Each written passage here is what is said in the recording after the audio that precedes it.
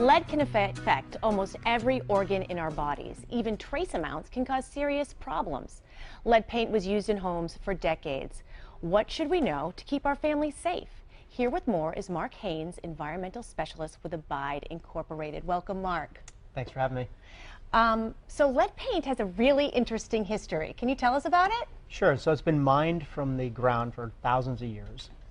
Been used for several different things, from wine preservative to gasoline additive to lead in paints and primers and powders and things of that sort. So the reason it was used in paint was because it had more vibrant colors, it was more durable, actually was mold resistant, and was designed to self-clean like chalk. It would chalk to self-clean. When did people realize that lead paint was something that was damaging to people? Yeah, so around 1950 they started to reduce the concentration of lead in paint, but it wasn't until 1978 that they brought it to what they consider a safe level of 0.5% by weight. So 1978 is the target housing cutoff date. So if you have a house pre-78, you should assume there'd be lead-based paint. After that, you should probably be safe to assume that there's not. How do you know? How do you know if there's lead in your home? Say if you live in an older home like I do. How do you know that there's lead there for sure? Yeah, so you can assume it if it's older, but you can test it using X-ray fluorescent analyzer. Is a real-time analysis which will tell you if it's above or below the threshold, and that will give you a quick indication. A licensed lead inspector would have to do that test. There are at-home test kits that you can get at hardware stores and so forth, which have a colorimetric change. Although they can be a little bit inaccurate, it will give you at least an idea if you have it or not. Now, why should you test for lead in your home?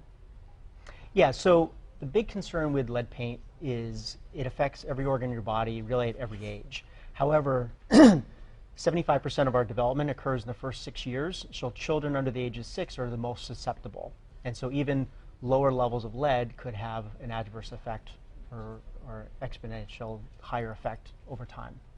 Now, if you're having work done in your house and you have lead paint, are there certain precautions that you need to take, like if it gets into the air? Yeah, so obviously you're concerned about if you have lead paint. However, the highest exposures come when it becomes fine dust. So if someone were to do renovations unprotected or had someone come into their home and they created a lot of fine dust, well then that could be a potential problem for anyone within the home. In 2010, EPA came out what's called the Remodeler, Repair, and Painters Rule, RRP, which really addressed those issues. So general contractors, tradespeople, and so forth should know that if they disturb even small amounts of paint, that there's proper ways to clean it up, to make sure that they vacuum it up, clean it up, and don't leave behind a worse hazard.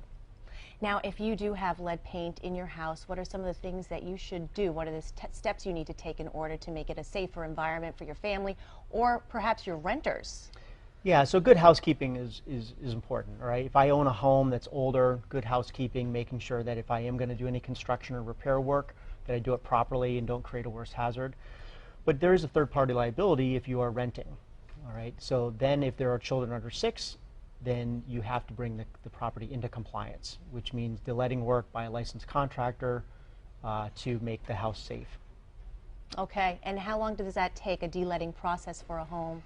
Well, you do have to have a full comprehensive inspection first, then put in the notifications and do the work. Depending on how many areas need to be addressed, it could take a few weeks, up to a month. Where do you find lead in the house typically? So the most common areas are casings like windows. You have a friction surface there, you have an impact surface which could create a lot of dust, all components of the window, doors, siding, trim. It can be in wall paint and ceiling paint, although it was the higher glossy paints that had the lead more often. Stains and varnishes not so much, although it is something that should be tested. But it can be in a lot of different paints. Well, thanks for sharing this information with us, Mark. For more on this topic, please visit our website, mymassappeal.com.